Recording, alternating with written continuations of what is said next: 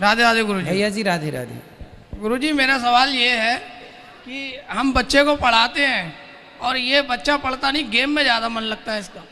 अच्छा। हाँ, और हम अब वैसे कहेगा कि मुझे फौजी बनना है और जब पढ़ेगा नहीं, हर समय गेम में ही लगा रहेगा, तो कहाँ से बनेगा? सही बात बोल रहे हैं आप। बताइए कहाँ है बेटा? अब मेरा कम से कम 3-4 लाख रुपया खर्च हो चुका है।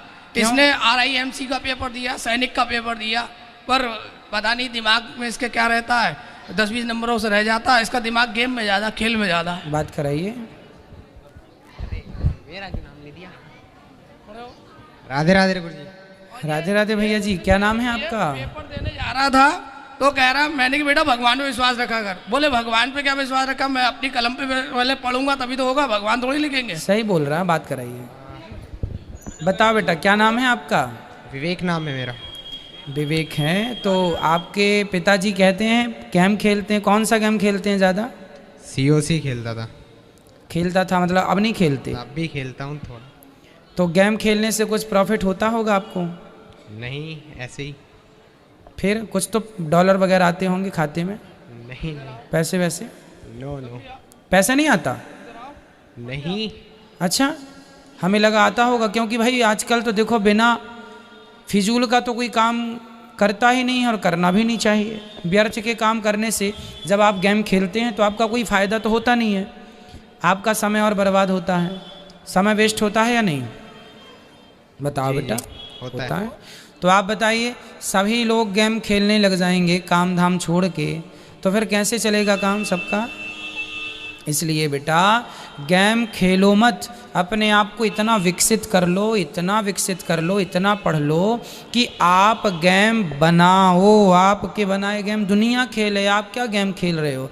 आप बनाओ ना, गेम डेवलप करो, है ना। बनाना है हमें बनाने की तरफ फोकस करना है हर चीज़ों को, है ना। हमें काम करना है इस सब्जेक्ट में। और गेम हमारी ज़िंदगी का गेम पलट देता है ना। जो जीवन में आपकी तरक्की होनी थी, विकास होना था, गेम हो जाएगा। ठीक है, इसलिए बेटा अपना भविष्य सुधारना चाहते हो, कुछ बनना चाहते हो, तो आपके पिताजी बुरा नहीं कह रहे हैं, आपके हित की कह रहे हैं। गेम हम खेलते होते हम ही गेम खेलने लग जाएं, अब हम यहाँ पे अपना काम ना करें, गेम खेलें, तो कैसे काम बनेगा? भाई कर्म प्रधान विश्व करी राखा, कर्मण्यवाधिकारस्ते। गीता कहती है कि हम सबको अपना कर्म करते रहना चाहिए, बिना कर्म के किसी की गति नहीं है। स्वल्पमप्यस्य धर्मस्य त्रायते महतो भयात्। ज़्यादा नहीं तो थोड़ा ही सही, पर अपने कर्म से जोड़ के अपने आप को रखना चाहिए। और गेम तो हम सभी का दुश्मन है, जो कि हम सभी को सिर्फ बर्बाद करने पे लगा है। भगवान को मानते हैं या नहीं? जी मानता हूँ। आप तो कह रहे थे कि पिताजी से कुछ अरे नहीं, कोई संदेह हो ईश्वर, आप नहीं मानते, अच्छा है, परंतु भगवान को नहीं मानने का कारण क्या? यदि आप मानते हैं तो अच्छा है, नहीं मानते तो मेरा सवाल आपसे ये रहेगा कि ईश्वर को ना मानने का कारण क्या है? जी मानता हूँ मैं। मानते हैं तो फिर मन लगा के पढ़ाई करो, कर्म करना चाहिए, सही है।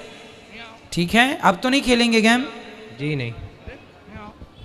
ये छोटा बेटा, ये बड़े खेलते हैं तो छोटा भी उसमें लग गया। ये भी आपका नाम राशि है, इसका नाम अनिरुद्ध है। अच्छा, ये आ नहीं रहा, शर्म के मारे कह रहा है कि मुझे भी गुरुजी डांटेंगे। नहीं हम डांटते नहीं हैं बेटा किसी को, हमने आपके भैया को डांटा थोड़ी। राधे राधे गुरुजी। कैसे हो अनिरुद्ध जी? सही है। आप भी खेल लेते हो गेम? नहीं, नहीं, थोड़ा सा खेलते हैं। फिर भी 1 मिनट 2 मिनट? नहीं, थोड़ा सा। मतलब आधा घंटा 1 घंटा? हाँ। 1 घंटा? नहीं, आधा घंटा। आधा घंटा। तो बेटा गेम खेलने से अच्छा लगता है आपको? नहीं, सर दर्द होता है। जब दर्द होता है फिर भी खेलते हो? नहीं, फिर रख देते हैं। मतलब तब तक खेलते हो जब तक दर्द ना चालू हो जाए? नहीं। बेटा एक्चुअली ये चीज़ है ना, हमारी मस्तिष्क को, हमारी बुद्धि को डैमेज करने वाली चीज़ें हैं।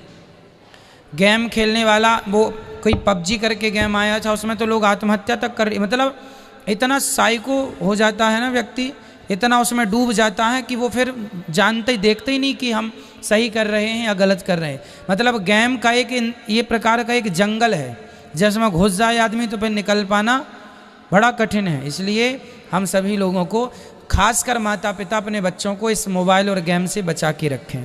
ठीक है गुरुजी, एक चीज़ आपसे चरणों में कर रखता हूँ कि जैसे हमारे मम्मी पापा हैं, वो माँ थोड़ी हमसे खिलाफ रहती हैं, तो असल में मैं भी उनसे थोड़ा खिलाफ रहता हूँ। क्यों? वो कुछ उनके विचार अलग है। कैसे विचार अलग है? मतलब कुछ राइट करो उन्हें रॉन्ग ही लगता है मेरा।